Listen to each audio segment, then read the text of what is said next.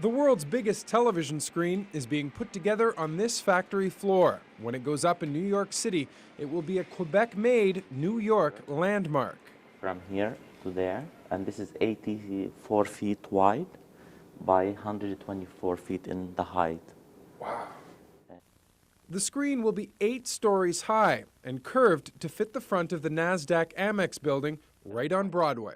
As you see there, the ticker, they will turn left and right between the window itself, and they will pass an advertising on the large portion. The one is between the window and the bottom. We call it the lower.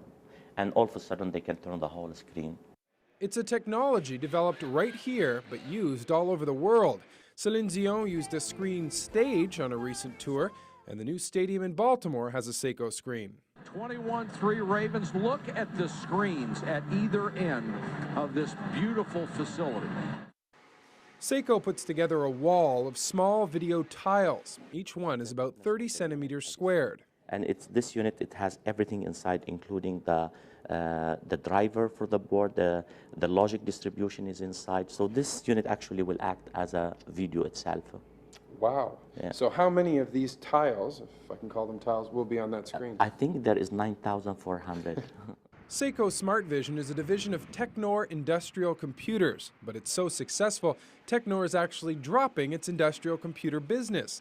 The company beat out 2 others for the coveted Times Square project. And beside it, there is I think 3 screens, but they are very small. They look so small beside that screen. There is the Budweiser, Sony, and Panasonic screen on the other side. So this will be the thing at Times Square for people to see. It will light up the whole street. Montrealers can get an albeit small taste of Saco downtown. A screen went up a few months ago. Saco says screens like this are the future of advertising, and they're at the forefront. As they say about New York City, if you can make it there, you can make it anywhere. Mike Armstrong, Global News, Saint Laurent.